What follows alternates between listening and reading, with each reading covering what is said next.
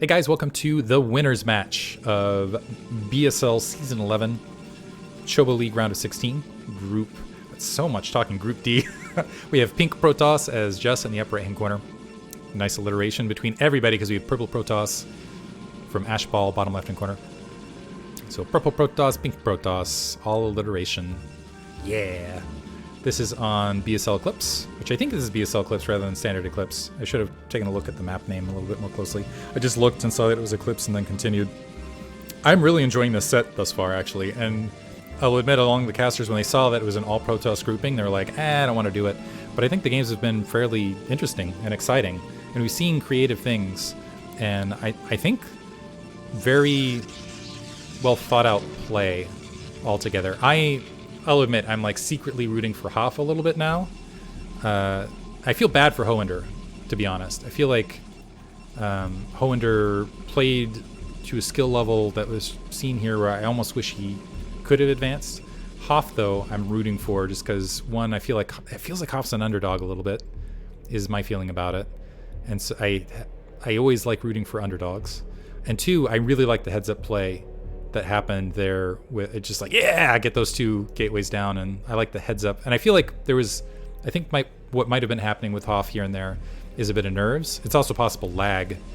That's the other thing I'm never quite sure of in these replays, is whether lag was playing a factor or not. We see a single gateway here with assimilator. No assimilator just yet from Jess, so it is possible. Okay, there's the assimilator. We did see an earlier probe move out for scouting information. Sorry if I bopped the mic there. So both players opening up just about even slight edge to ball just because of that later scout. That's nothing that's insurmountable. And it looked like there was... I thought I saw a glimmer... Oh, there it was. Always see the random thing. Yeah, they hosted the wrong version. So this isn't BSL Eclipse, it's regular Eclipse. So good to know. Good to know. Cybernetic score plopping down. There is a Zealot being produced. No Zealot opposite corner. Cybernetic score plopping is down. Anyway, once again, I guess I will just trying to think of things while the game's kind of warming up and we're waiting for Divergence to play. Things to talk about, to check out in the community. First of all, bombasticstarleague.com Season 12 has started. Literally anybody can participate. You just tag a BSL on your name, sign up, and you're off and running. Every skill level. If you're like, there's no way I would even make Choboleague, then good news for you. You can go check out RSL. You can check out CPL, and there's more tournaments starting to help out the community every day. And I know people have had mixed... It looks like that... still nothing here for Jess. Okay, there's the Dragoon for Jess. Every day I feel like there's more and more resources for new players to get into this match. And I know it's difficult, but at one point I'm hoping we can... I'll suggest this to Artosis. I kind of want to see like a newbie flood day where... Because part of the issue going into Brood War is... I think it's a game worth playing. It's almost like playing a musical instrument where you have to learn a lot of the mechanics of the thing. I know that's like difficulty, but that's also, I know a lot of people are like, oh, that's part of the game. It's part of what helps reveal the fact you can't do everything at once. The fact that micromanagement is so challenging is what creates that interesting divergence in play, in my opinion. It's what reveals kind of a hint of, ooh, Citadel of Adun for ball. So opting for 2 gateway DT, perhaps 3 gateway DT opener, and going to try to deny information from there. So we'll see if Jessie did go robo though. So if she can get the robotic facility, that observer out, she should be able to adjust. If she has that, I think she'll be able to get that observer in the base, even if she's building that nexus, and should be able to cancel it. So I think I will call this build order advantage Jess I should say Jess for the meantime. 4 gateways. So this is like full onslaught. And just needs to get some eyes on this immediately, and we'll see if there can be an adjustment. And I take it back, we're not going to see DTs, we're going to see a Zealot leg speed attack. So this is going to be a ton of Zealots and Zealot leg speed, and I don't know. We'll see how this works out. If just plops a Nexus down, and that Nexus is built, that will be dangerous territory. But if she can get that Observer in the base and get a shield battery, get Forge, get something along those lines, should be in an okay position. There's the Observatory. We'll see how it plays out.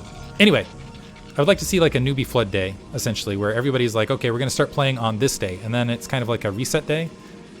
And everybody starts playing, and everybody's bad, basically. And then we can start getting some newbie groupings on some of these Discord servers and kind of more even and like more just fun, I think, is what it comes down to. So enough ranting about Brood War. But I do think that, yeah, I know it's like mechanically old where you don't have like auto builder or things like that, but that is what adds to the divergence. That's what allows you to have people that focus on micro, focus on macro. Granted, it does mean that you're going to have divergence where people who can just do more in a minute are going to be at an advantage, but I think that's okay.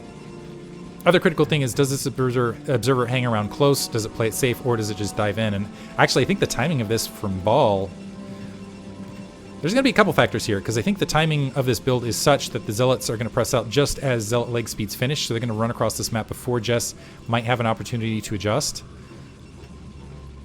Before this observer moves across the field. I don't know the timing of this altogether.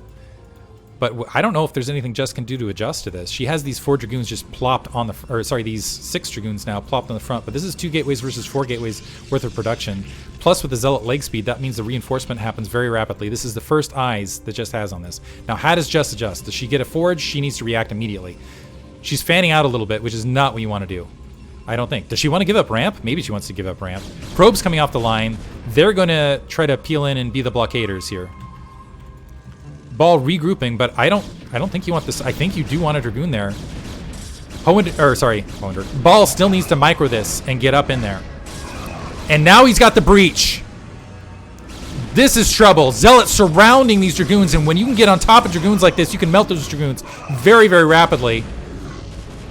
Skipping those, allowing these Zealots to box the rest of these Dragoons out and getting up on top of that probe line and devastating the probe line. I think it's very possible that this is going to be GG. We will see. 4 more Zealots coming across the field. 18 probes still alive, and they're doing a good job of disrupting these Zealots' ability to attack. You can see they're kind of going back and forth, causing a lot of disruption. This is also causing some disruption in mining time. Just now down to 16 probes. But a Reaver's out on the field, which I think could be the difference here. Because with 4 Dragoons, more Dragoons coming, and a Zealot army that is facing the Reavers, I don't think that Ball... So Ball, I think maybe if he had concentrated on just taking out the Dragoons and continuing to flood things open, that might have been a win. But instead, going for the probe line, and I got to give it to Jess, it was just the constant disruption of those probes moving back and forth across that line that was the deciding factor there. Planting and feeling so confident with that Reaver, planting a Nexus. And actually seeing that Zealot, even letting know, hey, look, there's, now Ball's in a lot of trouble. Because 4 gateways is a heavy investment. All of those Zealots were heavy investment.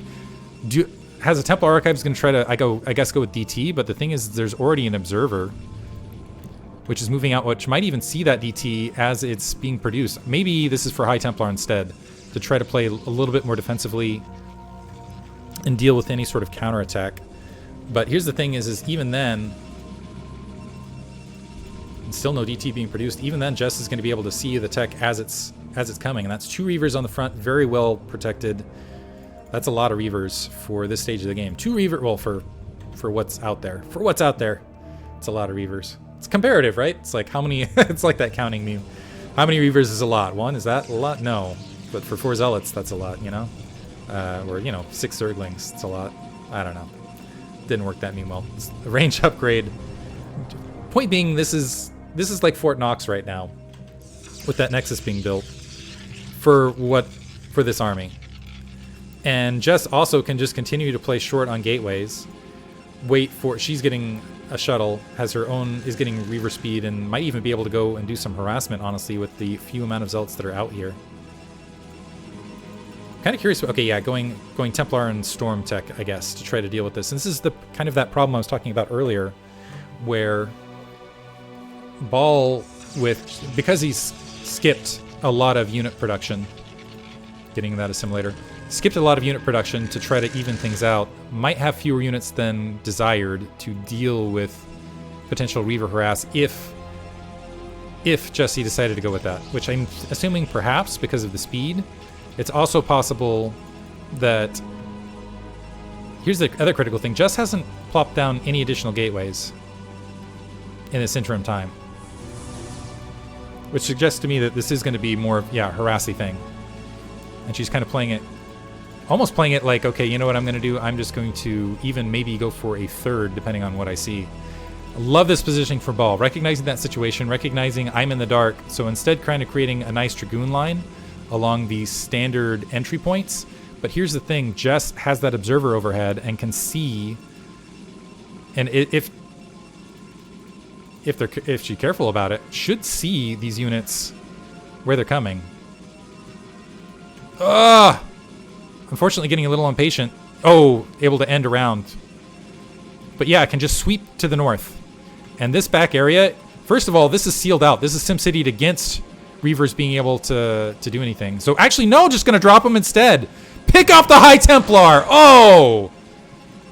Oh! That was... Okay, great pick off from Jess. And I still want to see this observer move this direction. Ouch. And here's the thing, if Jess had gone like a bajillion gateways back here, that would have been game ending. I'm wondering if it's still going to happen. Moving out now with it just to provide additional pressure. I like these zealots kind of being... This is kind of an interesting sneaky probe up here. Might be able to sneak through and get a probe scout, but the Reaver is right there to deal with those just in case and block the ramp. Yeah, 2 Reavers. Might be able to get some kills. So there's 1 death. So a little bit of disruption happening there. Did I miss the Reaver dropping or dying? I think I might have missed a shuttle. Nope, there's the shuttle. A little concerned about that. Regathering, and unfortunately, there with a tech disadvantage, Ball might lose this right here, right now. Especially with these Reavers attacking from a distance out in front. Just needs to be careful about not having them picked off, but yeah, can just slam from a distance. There's a High Templar. Might be able to get a Storm. No, doesn't even get a Storm off. Good micro with the shuttle pick off. Ball in a lot of trouble. Has no tech, has no... Ooh! Dragoon's getting segregated, though. So maybe, now Ball trying to take initiative and push into this, but just losing additional units, and I think this is going to be GG game 1. As more units coming across, Jesse just needs to regroup, honestly, and repress, and should win the match from there. We will see. Maybe we'll see some Miracle Micro. But right now, it is looking ugly. Reavers pressing that front, getting some additional smacking. They are getting some damage. Some nice micro from Jesse. Oh, loses 1 Reaver right there. But I think enough damage is done that I don't think it matters. Yeah, honestly, Jess can just A-move into this natural expansion now. There is a High Templar just now getting some Storm, but I think it's too little too late. Probes getting annihilated. Oh, that Storm mostly whiffing too, only catching like kind of a half grouping. And Ball, yeah, I think that's GG. I'm kind of waiting for the GG any second here. But he's still fighting it out. Shuttle down. So that's a slight win. But the High Templar has no additional energy. He's going to end up losing this natural expansion. Plus reinforcements from Jess can just move up and finish this off. Does he have some super secret? He's got an additional gateway back here in the meantime. Does he have some super secret thing to break out of this? I don't think he does. That's 3 Reavers on the front now. And an additional Nexus from Jess in the background. This game is going to Jess. It's just kind of a matter of time. Looks like he's going to push out and float out with... Yeah, there's GG. Game 1 goes to Jess. Good play on Jess's part. Hope you guys enjoyed it. Moving on to Game 2 momentarily in this winner's match.